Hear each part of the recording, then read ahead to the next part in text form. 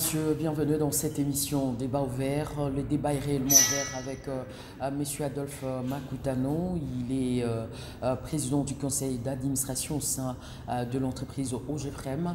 Avec lui, nous allons parler aujourd'hui de ce détournement tant décrié au niveau de l'OGEFREM. Qu'est-ce qu'il s'agit réellement? Y a-t-il détournement? C'est tout à l'heure avec monsieur Amis Makutano qui va nous expliquer en long et en large de quoi est-ce qu'il s'agit, raison pour laquelle nous allons directement vers lui pour lui dire bonjour et bienvenue dans cette émission Débat ouvert. Merci beaucoup madame, bonjour à vous et à toute votre équipe. En tout cas, le plaisir est pour moi vraiment de nous avoir reçus pour parler un peu de ce détournement. Au cours, nous avons suivi vos lettres, vos différentes correspondances que vous avez adressées au niveau du ministère des Transports, qui est l'autorité du tutelle.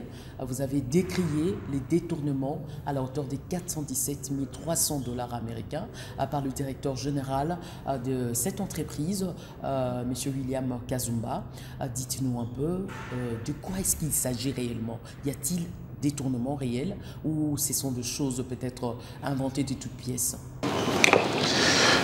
Merci beaucoup madame de nous avoir approchés. Premièrement, c'est le conseil qui vous remercie à travers son président.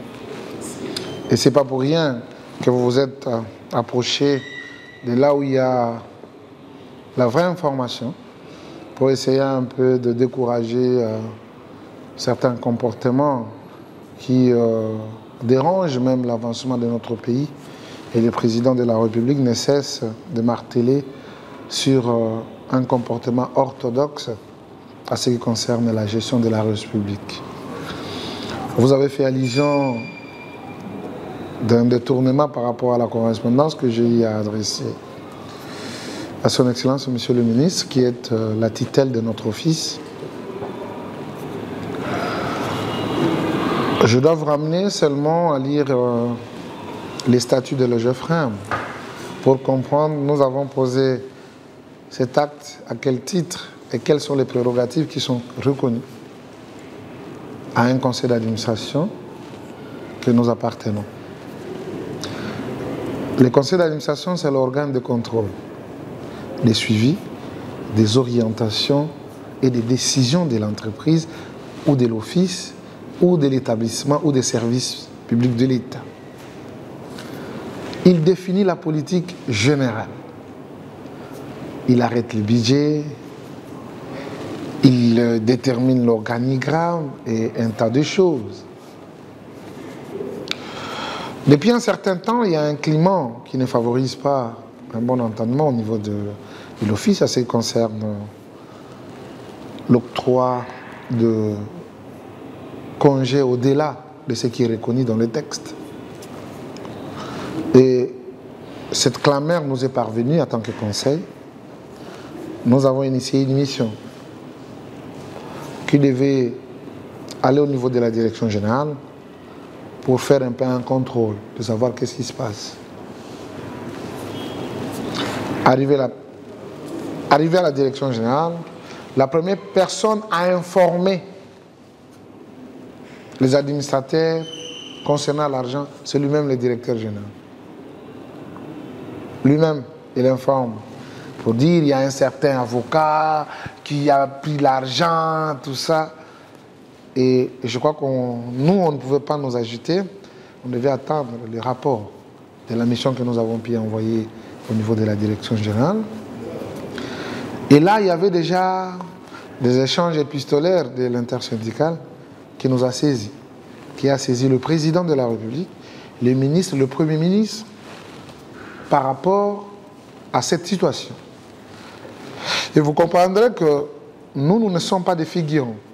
Parce qu'on va vous demander, vous êtes l'organe de contrôle, qu'avez-vous fait? Vous êtes l'organe des orientations. Qu'est-ce que vous avez fait comme orientation? Et surtout les suivis. Vous avez suivi quoi? Et in fine, quelle a été la décision du conseil d'administration? Et après vérification, nous avions la conviction que l'argent est sorti. Mais l'argent n'est pas sorti dans la caisse ou dans les caisses de l'office. L'argent était tiré d'un mandataire. Or, les liens qu'il y a entre l'OGFREM et un mandataire, c'est un lien de collaboration. Et quand le mandataire récolte l'argent pour le compte de l'office, il doit le verser dans les caisses de l'office officiellement. Et c'est à partir de ces versements que l'office va lui retourner ce que lui peut bénéficier en termes de pourcentage. Mais malheureusement, ce n'est pas ça. La première des choses et la première des questions que nous nous sommes posées, l'avocat qui est en contrat avec le GFREM, il est payé chaque fin du mois. Qu'il y ait procès ou pas, il est payé. Il entame une démarche. Premièrement, il dit que l'OGFREM lui doit. L'OGFREM lui doit par rapport à quoi? Quel est ce procès qu'il est allé défendre l'OGFREM en justice et que l'OGFREM a perdu? Bien entendu, on avait une situation d'un partenaire qui nous fournissait au moins les services informatiques qui, par la décision de la direction générale, ils ont jugé bon qu'on puisse résilier les contrats avec ces partenaires. Et nous, on accumulait quand même les dettes de ces partenaires. Donc, il était important que nous appurions toutes les dettes, qu'on reste quitte, qu'on se sépare avec lui à l'amiable. Tellement qu'il y avait un problème de paiement. Il est allé saisir la justice pour dire que l'OGFREM ne veut pas lui payer ses dus. Alors, il demandait à la justice de pouvoir demander à l'OGFREM de lui remettre dans ses droits, de lui payer ses factures. Nous avons été informés. Et par conséquent, il est allé même trop loin pour exiger. Il dit non, ça c'est un travail scientifique. Vous devez acheter les codes sources qui, il a dit, il a mentionné 10 millions qu'on devait débattre entre nous, l'OGFREM, 10 millions de dollars qu'on devait débattre entre nous, l'OGFREM, et lui en tant que notre partenaire. Et je dois vous rassurer, jusqu'à ce jour, la justice n'avait pas encore appelé la confrontation entre l'OGFREM et les partenaires avec qui on travaille sur le système informatique. Transcom? Pas Transcom, c'est Bézi. C'est Bézi. C'est Transcom, c'est à Transcom qu'on a, on peut dire qu'on a escroqué Transcom. C'est là où ils ont pris l'argent indu. L'argent que Transcom devait verser pour les comptes de l'OGFREM n'a pas atteint le point d'arrivée. Doit partir de l'Afrique du Sud. L'avocat, oui, l'avocat s'est donné les leaks, premièrement, de bloquer le compte de l'OGFREM. Pendant ce moment-là... C'est Jeannot Boukolo, là. C'est Jeannot Boukolo, voilà. Et à ce moment-là, on avait un petit souci. Il y avait interdiction avec l'IGF de pouvoir affecter n'importe quel besoin, à part le besoin des salaires des agents, et le reste, au préalable, était suspendu. Et pendant ce temps, lui, il a bloqué les comptes. Quelqu'un qui a un contrat avec l'OGFREM, c'est un avocat de l'OGFREM. Et l'avocat, a cette prérogative de bloquer le compte de toute une entreprise? Comme vous le savez, en tant qu'avocat de l'OGFREM, il ne peut pas aller au-delà parce qu'il n'y avait pas un problème entre l'OGFREM et l'avocat. Parce que le recouvrement, si on avait une créance en souffrance à la hauteur de autant, et que l'avocat est allé défendre cette cause, et que nous avons retiré notre dû, par conséquent, on peut lui payer. Là-bas, il n'y a pas une créance.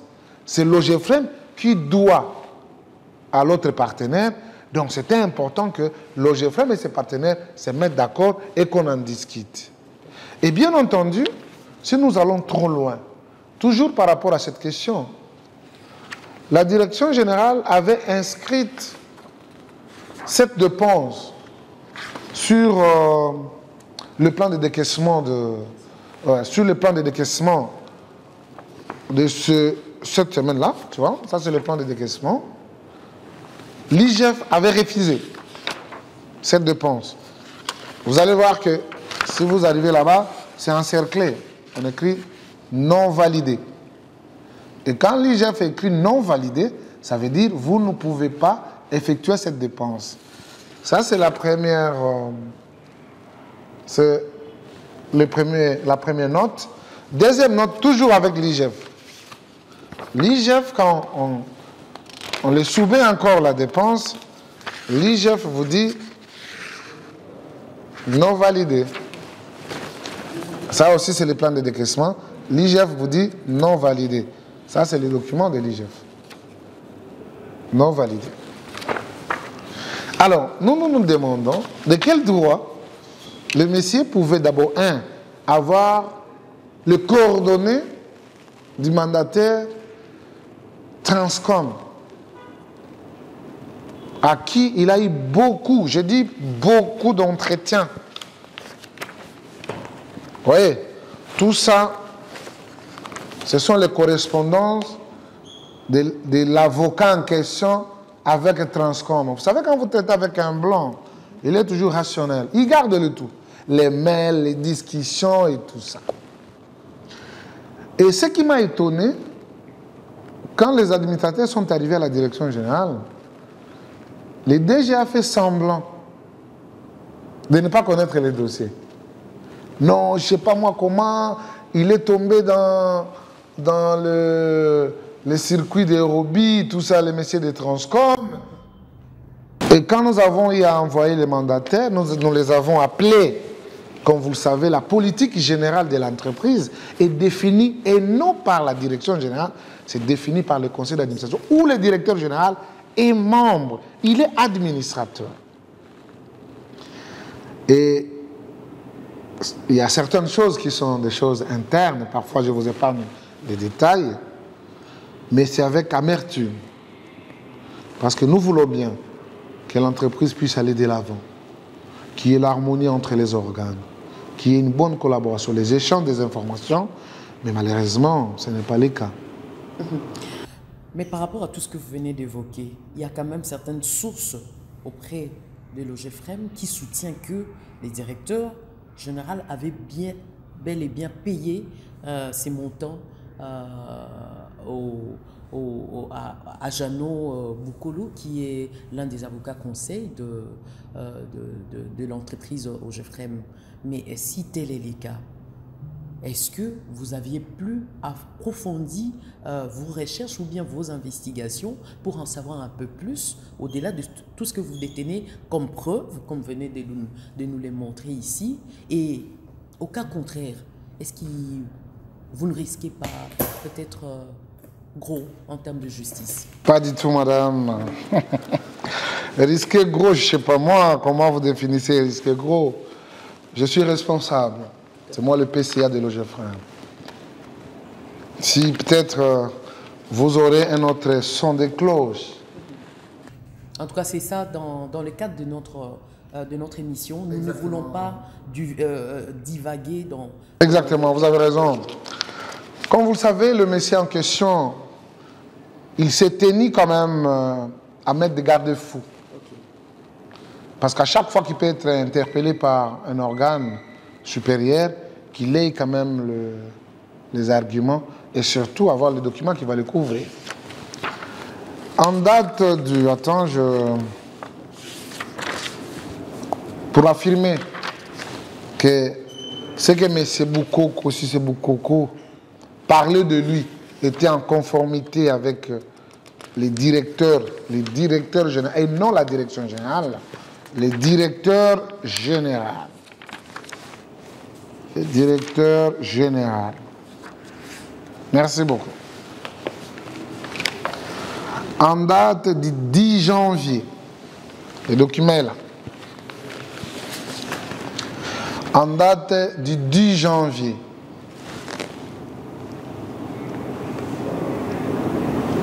« 16h40, il y a le mail du directeur général. Il y a le mail du directeur général qui affirme devant notre collaborateur, il lui dit ceci: faisant suite au dossier cabinet Maître Boukoko, je confirme, ok? Je confirme que le GFREM doit à celui-ci, au titre d'honorer, la somme de 390 000 $. prière, acquisition, réception des semelles, franche collaboration. Lui, il a posé des conditions. Il dit, avant que je donne l'argent, je dois être rassuré. Il faut qu'il y ait un document en tant que directeur général, comme vous le savez. Mais un directeur général, il a des restrictions aussi par rapport au montant. Vous ne pouvez pas vous engager à n'importe quel montant. Même si cela s'avère vrai, que non, vous pouvez, il y a paiement d'une dette, il y a un montant qui vous est reconnu, vous pouvez engager comme vous voulez, n'est-ce pas? En tant que directeur général, c'est 50 000 $, c'est le plafond. Mais au-delà de ça, il faut venir à l'organe, bien sûr. Il n'a pas soumis ça, ça c'est de 1. Cette dépense n'a pas été validée par l'IGF. Deuxièmement, l'argent en question n'est pas entré dans la caisse de l'OGFREM. L'argent a été retiré au niveau de la source. Mais par conséquent, que peut-on dire de ces cas? Là, on va nous renvoyer encore en français pour définir détournement. Parce que quand quelque chose n'est pas arrivé à la destination, telles sont les habitudes, c'est-à-dire un mandataire prend l'argent, il le verse dans la caisse de l'OGFREM, là ça devient l'argent de l'OGFREM. Mais est-ce qu'à ce niveau, même la personne, le collaborateur de l'OGFREM ne peut pas avoir de problème dans le cas d'espèce? Non, lui, le monsieur Transcom. Oui, Transcom. Transcom ne peut pas avoir de problème parce qu'il y a le mail officiel de l'OGFREM. Lui, il est couvert par ça. Mais maintenant, est-ce que le directeur général peut nous démontrer cette procédure ici? C'est quelle procédure en question? De prendre l'argent à la source sans que cela soit tracé, même au niveau des caisses. Il n'y a pas la traçabilité au niveau de nos caisses ici, de l'OGFREM. N'a pas réceptionné l'argent. Et ils ne savent rien. Quand vous les demandez... Et la somme, c'est 417 000 C'est 417 000 $ américains. Mais bon, comme vous venez de le dire que non, ce n'est même pas arrivé au niveau de la caisse, d'où il y avait cette impossibilité de l'IGF de pouvoir contrôler. Bien sûr, il y a eu l'impossibilité de l'IGF, parce que l'IGF n'a pas vu. Vous comprenez? Et puis, madame, même si on dit que l'avocat peut avoir le droit de bloquer les comptes, mais sur quelle base l'avocat peut bloquer les comptes de l'Afrique du Sud? Parce que s'il fallait bloquer les comptes, il fallait bloquer les comptes de ce qu'il y a ici, au Congo. Or, c'est l'avocat conseil de l'OGFREM au Congo. Qui doit nécessairement oui. chercher le bien-être de cette entreprise. De l'entreprise, mais non, il a... Et en conformité avec le règle, ou bien le droit qui le régisse. Bon, bien entendu, je crois qu'à ça, il y a une flagrance. Et le conseil s'est décidé quand ici, dans les jours qui viennent, vous aurez des résolutions. Parce qu'après... Dans le cas d'espèce, monsieur le président du conseil d'administration, quelle est la démarche que vous avez faite pour essayer un peu de remettre l'OGFREM dans ses droits? L'OGFREM va retrouver ce droit. Parce que cet argent, je sais qu'ils se sont donnés peut-être par une relation amicale. Cet argent doit retourner dans la caisse de l'OGFREM, ça c'est de 1. Deuxièmement, le monsieur ne mérite plus avoir la confiance de l'OGFREM. Vous comprenez? Quand on est en collaboration... Au-delà de ça, est-ce qu'il y a d'autres griefs que vous êtes en train de lui reprocher? Au-delà des 400, monsieur le directeur, monsieur Kazumba. Bon, nous on cite Kazumba en tant que DG. Pas en tant qu'individu, en tant que DG. Directeur général. Il devait respecter la procédure. Okay. Même si l'IGF refusait, il fallait attendre. Vous comprenez? Parce que partout on dit... Est-ce qu'il n'y avait pas nécessité ou bien urgence dans ces dossiers? Il n'y avait pas urgence, madame. Parce que selon certaines personnes, dépasser les délais qui devaient payer les honoraires de M. Jeannot Boukolo, cela risquerait peut-être gros à l'entreprise. C'est faux ça, madame. Parce que même si vous réclamez votre dû, hein, en tant qu'avocat, prenons par exemple, nous avons pris un avocat externe qui vient, qui défend les problèmes de l'OGFREM. Mais avant qu'on puisse vous payer, vous réclamez tout ce qu'il y a. il faut nous amener aussi les jugements. Comment lui peut prendre l'argent sur un dossier où il n'y a pas un jugement? Et d'ailleurs, par conséquent, voilà la contradiction. Il a pris l'argent au nom de cette société. OK? Je crois que vous pouvez lire, madame. Moi, je vous considère en étant historienne du présent. La dernière paragraphe. Est-ce que je peux vous donner que vous lisiez ça pour le compte de nos téléspectateurs? Lisez un peu. La dernière paragraphe, la dernière seulement. Toutefois, je me soumets à votre disposition pour une solution interne et en profite pour informer votre autorité que je n'ai jamais entamé un procès contre l'Office jusqu'à présent, en dehors de la déclaration de mes factures en souffrance de plus d'une année d'impayement malgré la résiliation du contrat. Veuillez agréer, Monsieur le Président, l'expression de mes sentiments patriotiques. Georges Baz. Okay. Ça contredit ce que le monsieur venait de dire. Okay. Il y a deux documents. Il est allé à la juridiction de Matete. C'est là où il a eu son jugement. Mais comment on peut lui donner un jugement là où il n'y a pas un jugement de fait qui lui donne raison et qui condamne celui qui a attaqué le Geoffrey en justice? Or que le problème est encore pendant. Le monsieur est allé en justice pour réclamer ses factures. C'est une réclamation.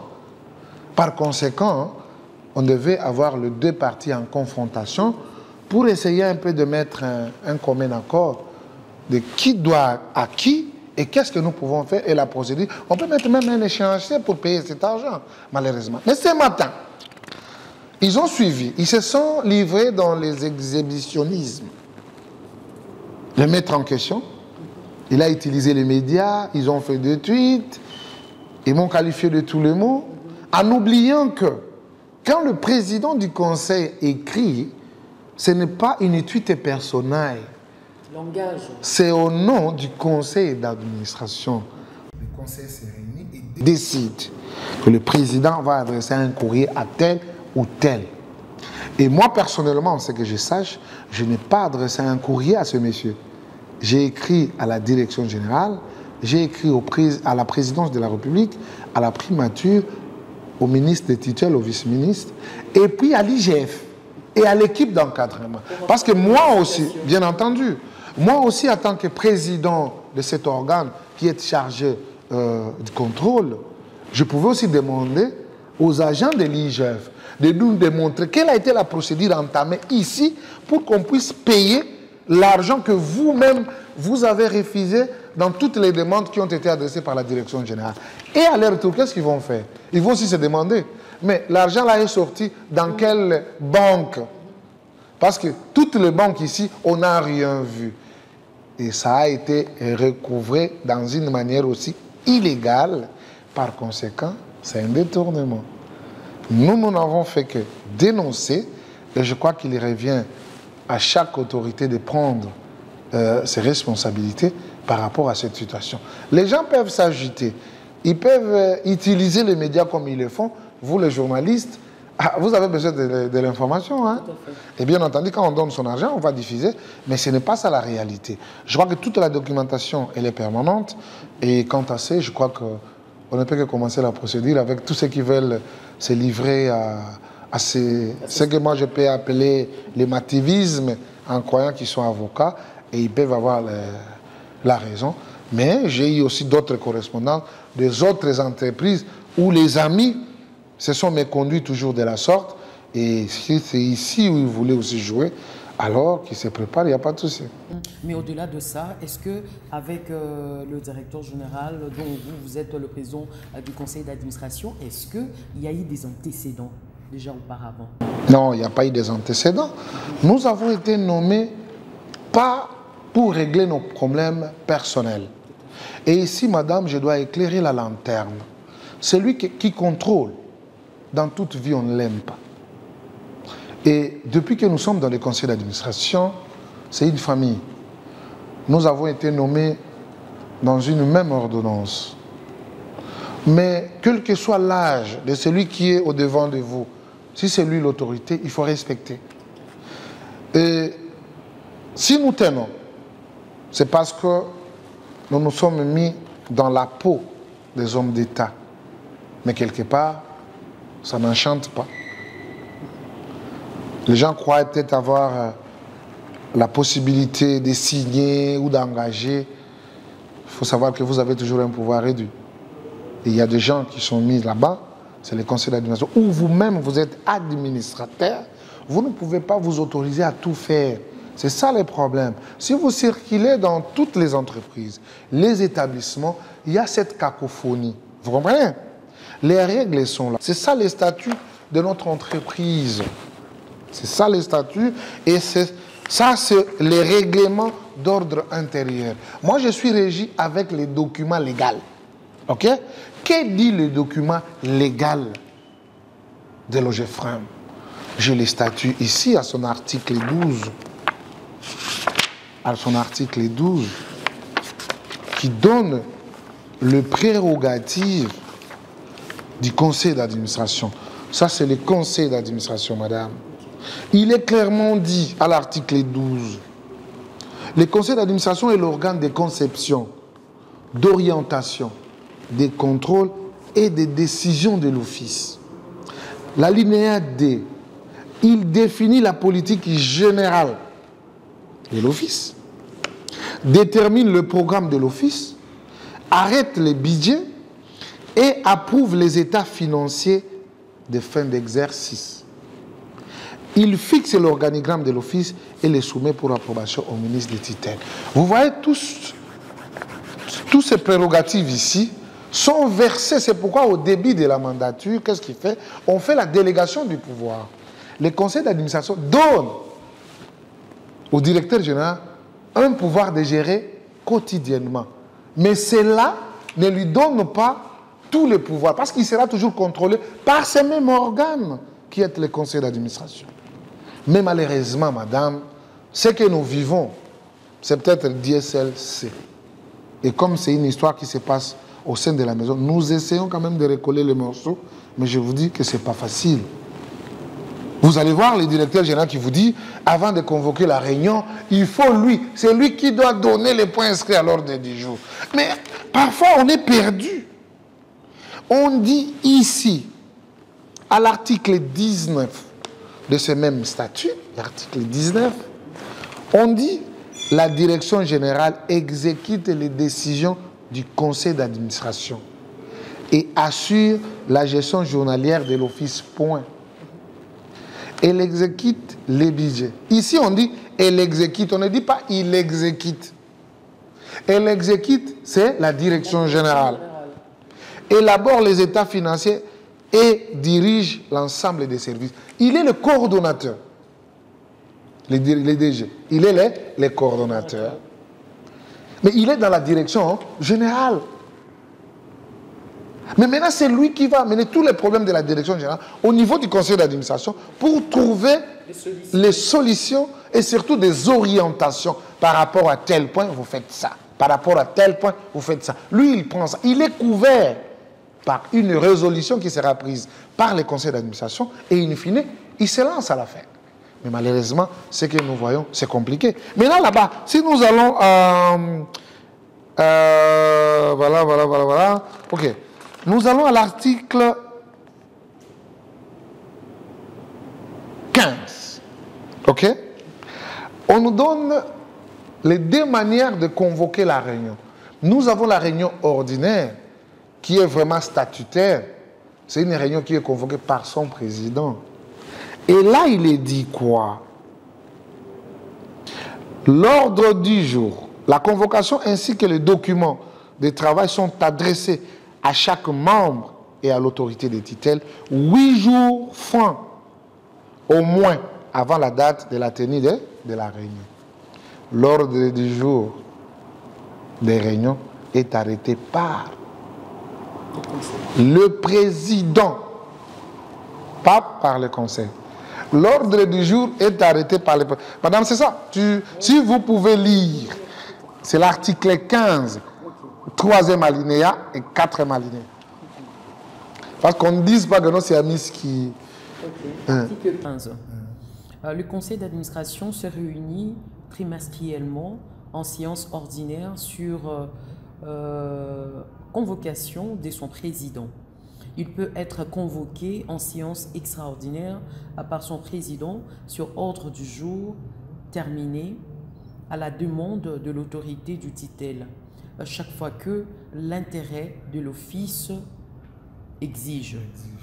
Les convocations ainsi que les documents de travail sont adressés à chaque membre et à l'autorité de tutelle 8 jours francs au moins avant la date de la tenue de la réunion.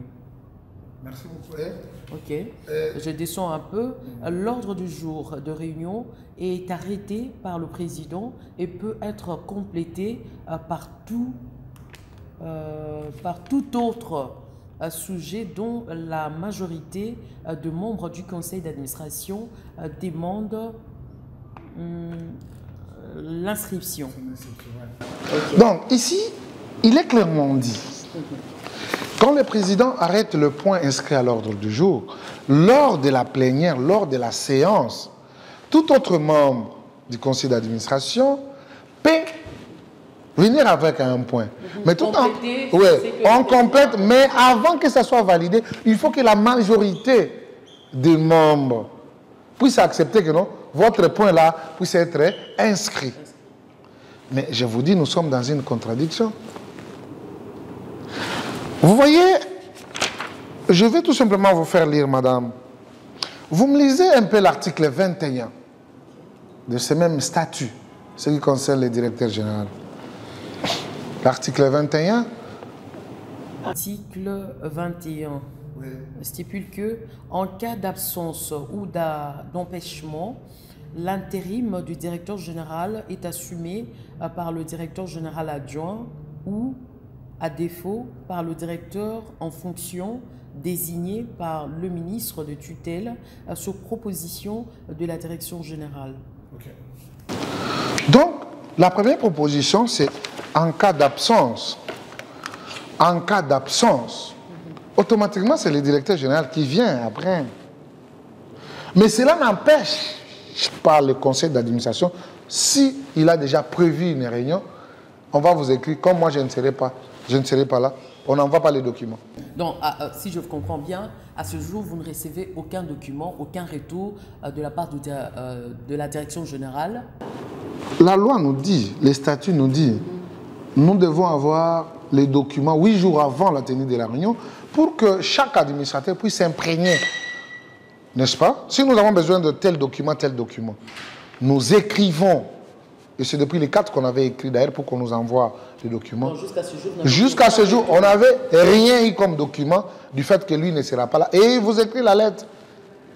Comme moi je ne serai pas là, j'aimerais que vous puissiez programmer la réunion le jour où moi je serai permanent. On lui demande. Donc comme il est parti, et donc l'office aussi doit attendre jusqu'à son retour pour son fonctionnement. Or qu'il y a un directeur général adjoint. Et par conséquent, il y a plusieurs départements de direction. Il y a des documents qui devraient peut-être venir de la direction des ressources humaines, d'autres documents de la finance, d'autres documents de la direction du contrôle, du budget et le reste. Malheureusement, quand le document est arrivé, et ils ont mis ça dans le tiroir, et puis voilà, et ça ne les concerne pas. Donc, comme le directeur général n'est pas là, tout est bloqué. Tout est bloqué. Les conseils ne peuvent pas fonctionner. Les conseils ne peuvent pas fonctionner jusqu'à ce que lui sera de retour. Est-ce qu'il y a un problème de leadership, monsieur le président? Donc, je ne préfère pas aborder cette question de la manière, mais ça peut être peut-être la mauvaise foi. Manque de considération aussi, vis-à-vis des collaborateurs avec qui vous partagez l'organe.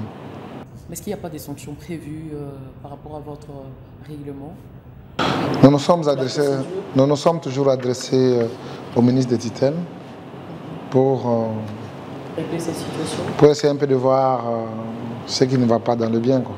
Mais malgré vos différentes correspondances, quel est aujourd'hui le retour du ministre des tutelles? Quelle a été sa réponse? Parce que vous avez dit que vous avez écrit au niveau de la présidence, adressé au niveau de la primature, mais quel est le résultat actuel? Bon, moi j'aime être correct avec moi-même, madame. J'ai adressé beaucoup de correspondances suite à ces comportements qui ne favorisent pas l'harmonie entre les organes, mais jusque-là, je n'ai jamais eu un feedback.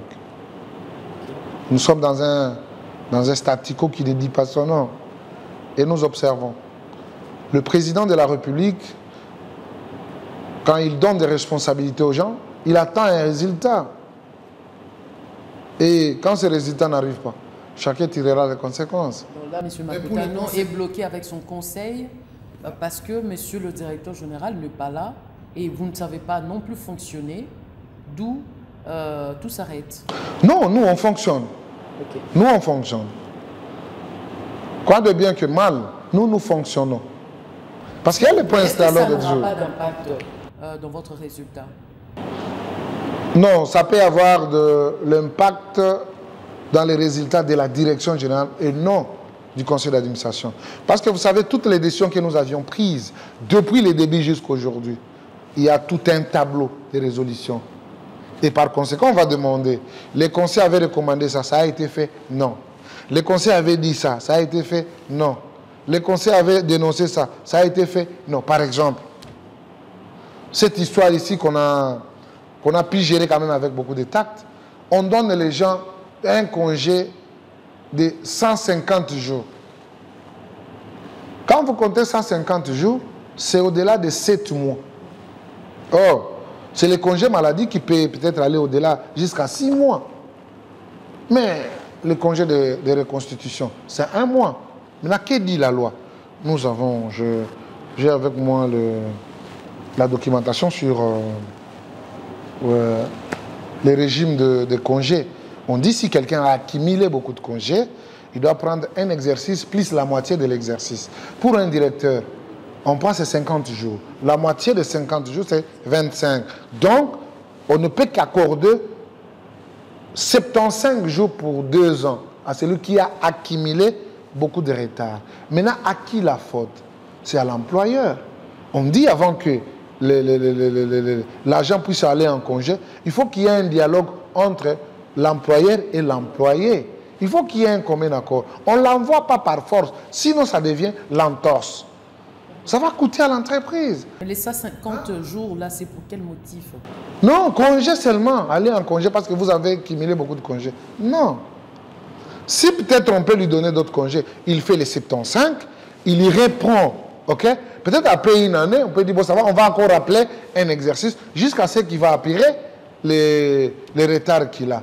Mais quand vous envoyez comme ça donne un dysfonctionnement. Imaginez, vous prenez 5, 6, 7, 8, 10 directeurs. Et puis les intérims qui sont joués là-bas, madame. Non. Il faut que ça aille vite. Hein? Il faut que ça aille vite. Il faut que ça aille vite. Moi, personnellement, je suis conscient de ce que nous représentons. Vous comprenez? Le président de la République ne peut pas être partout. Et il y a les gens qui sont très contents par rapport à cette situation, parce que les gens vont crier « Chilombo, Chilombo ». Et ils sentent que non, ça leur arrange. Mais moi, ça me dérange. Je suis de ses entrailles. Mais voir un dysfonctionnement pareil, j'ai dit quelque part, cette histoire de l'union sacrée nous trahit quelque part. Parce que quand il y a un dysfonctionnement, on ne voit que le président. Maintenant, le président va voir, j'avais envoyé à Miss, c'est un PCA. Bon, un PCA ne peut pas aller s'imposer, il faut montrer le biceps, non. Respectons quand même les règles, c'est les textes que j'ai brandis. Et sur toute la ligne, madame, le conseil d'administration de l'EGFM a raison. Mais malheureusement, ça ne suit pas.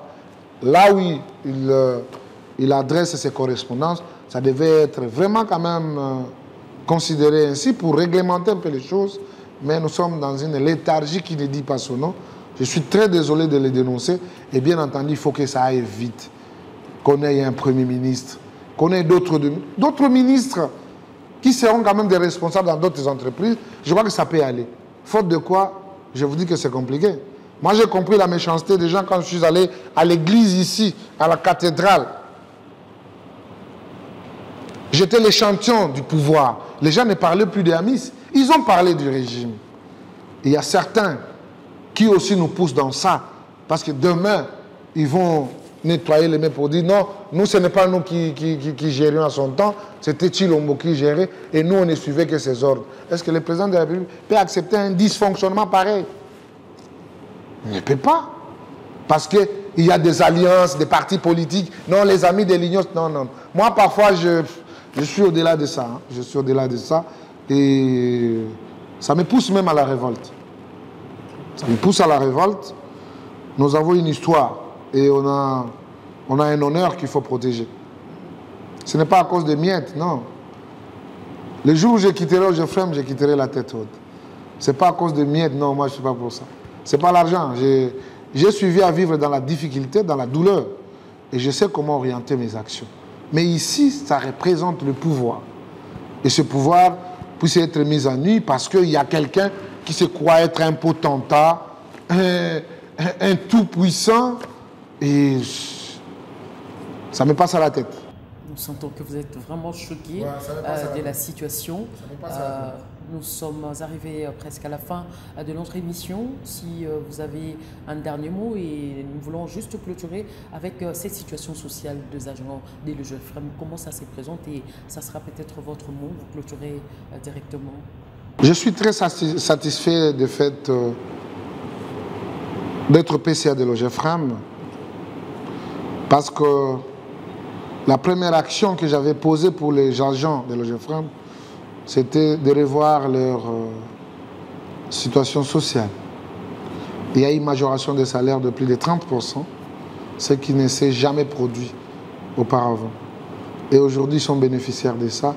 Moi, je peux me réjouir. Je me bats pour les inégalités, pour des comportements orthodoxes. Parce que vous savez, nous sommes plus de 400 et quelques tribus. Et par conséquent, tout le monde, surtout tous ceux qui se retrouvent dans l'Ogefrem, de l'Est à l'Ouest et du Nord-Sud, ils doivent comprendre qu'ils sont dans un établissement de l'État. Et l'État représente l'ensemble du peuple congolais. Ils savent.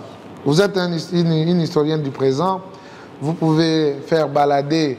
Parfois, ceux qui vont parler du mal, ce sont eux à qui nous avons affaire pour qu'ils retournent sur le bon chemin, tout en vivant avec humilité et surtout vivre dans l'ensemble pour l'intérêt de tous. Que chacun puisse tirer les dividendes par rapport aux prérogatives, par rapport à son travail, par rapport aux responsabilités qu'il a au sein de l'office, au lieu de se régler les comptes parce que les tels sont venus avec qui quoi, les autres sont venus avec si c'est Mandila, les autres qui étaient venus avec Saïba, Olems, Kamoigna, tout ça. Moi, tout ce monde-là, je ne connais personne. J'avais côtoyé, il y a quelqu'un qui, après notre nomination, il est venu me chercher, c'est qui quoi? C'est celui-là à qui on a eu à parler quand même un peu. Mais les autres, je ne connais personne. Je ne suis jamais vu avec quelqu'un. Mais j'aime que les agents se sentent à l'aise. Qu'ils comprennent que non, ça c'est leur établissement. Chacun a ce qui les concerne. Si tu as des capacités, ça va être démontré. Si vous n'avez pas de capacités, vous serez coté. Et on y va comme ça. Au lieu de s'attirer les gens qui sont devenus des fans clubs, des musiciens qui vont chanter à votre nom. Les honneurs là, c'est ce qui détruisent. Et par conséquent, j'en appelle à la sagesse de tout un chacun, même si nous sommes déjà à la fin. On est à la fin, madame. Le premier mandat est déjà fini. Nous sommes au deuxième mandat. Et les décisions vont tomber pas pour longtemps. Et parfois, tous ceux qui sont en train de faire des choses là, ils vont les regretter. Et je les rappelle toujours. Tu vois les gens là qui applaudissent pour vous. Ah, Foulani, Foulani. Ce sont eux qui vont prendre des pierres, hein, qui vont vous jeter les jours où vous viendrez faire la remise et reprise. Et vous allez vous demander, et c'est à ce moment-là, vous vous l'appellerez de ce que Amissi vous disiez toujours. Et nous sommes là, mes deux pieds sont sur terre, et voilà, nous y veillerons toujours pour l'intérêt supérieur des Congolais, partout où nous serons, et on sera toujours des avant-gardistes.